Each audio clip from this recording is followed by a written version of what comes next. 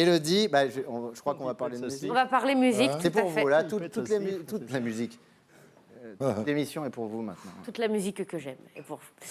Puisque ça y est, c'est officiel, Francis Cabrel rejoint Jean-Jacques Goldman dans le club de ceux qui feront plus de tournées. Ça y est, plus de concerts, fini, basta, que chi, pot de zob. Le chanteur l'a annoncé il y a peu, j'arrête bientôt, a-t-il dit, je veux pas faire la tournée de trop. Et c'est marrant parce que ces deux phrases, j'arrête bientôt et je veux pas faire la tournée de trop, pourraient avoir été dites par un vieil alcoolique notoire qui, se réveillant une énième fois au milieu de ses urines et aux côtés d'une collégienne dont la curiosité aura eu raison de la virginité, entre dans sa 37e rédemption et se promet de ne plus jamais écouter du Jean-Luc Lahaye. Mais là non, c'est sincère, mon Dieu. Quel monde cruel qu'un monde sans concert de Francis Cabrel et de Jean-Jacques Goldman. Oui. Alors qu'il y a tellement d'autres artistes, il y en a tellement d'autres qui devraient arrêter de chanter pour le bien-être de l'humanité. Alors pourquoi cela me touche-t-il de la sorte ? C'est ce que disait la collégienne susnommée.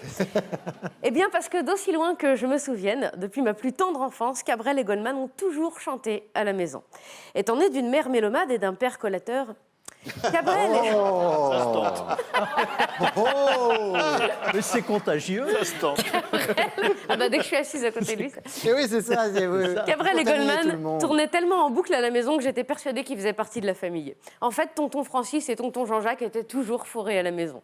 Présence plus acceptable que celle de certains véritables membres de la famille, dont le répertoire musical aurait fait rougir de honte un vieux routier repris de justice misogyne, raciste et homophobe.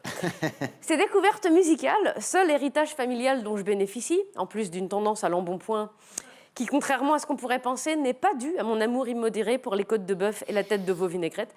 Ces découvertes, disais-je, m'ont suivi toute ma vie. Cabrel était là quand je rentrais de l'école, là quand je faisais mes cartons pour partir de chez mes parents, à mon mariage, dans la chambre de mon bébé avant même mon bébé, à qui j'ai voulu faire découvrir la beauté des mots qui, comme les êtres humains, sont plus jolis quand ils s'emboîtent.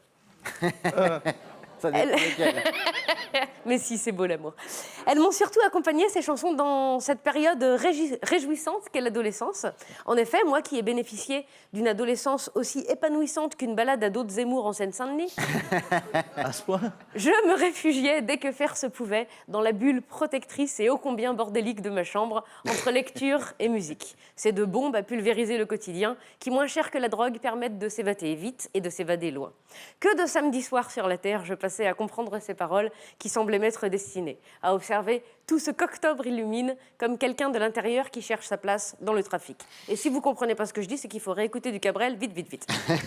Cabrel est de ses vrais amis qui ne font pas disparaître les problèmes de ta vie, mais ne disparaissent pas de ta vie quand tu as des problèmes.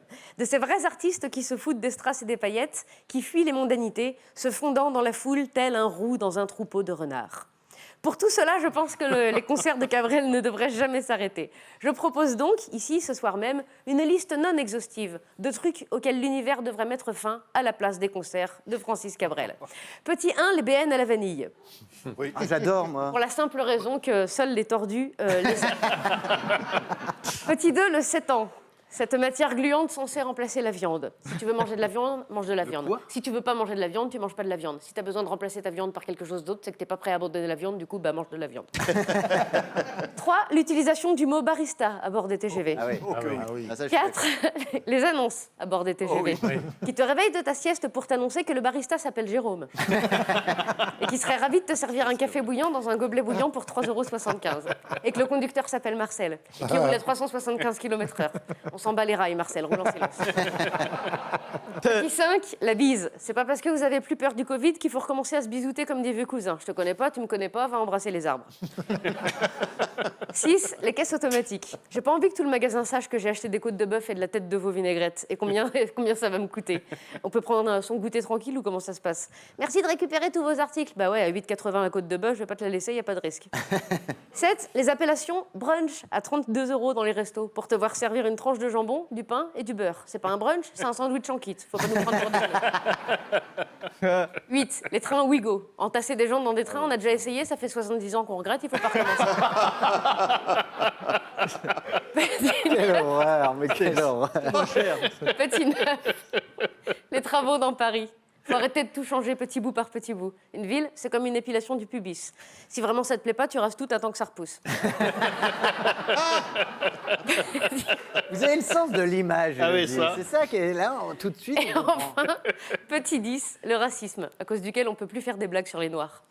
C'était donc ma liste non exhaustive des trucs auxquels l'univers doit mettre fin. Si vous en avez d'autres, envoyez-les moi, je les lirai plus tard. Quant à toi, Francis, kiffe bien ta dernière tournée et n'oublie jamais que je t'ai aimé, que je t'aime et que je t'aimerai. Bravo.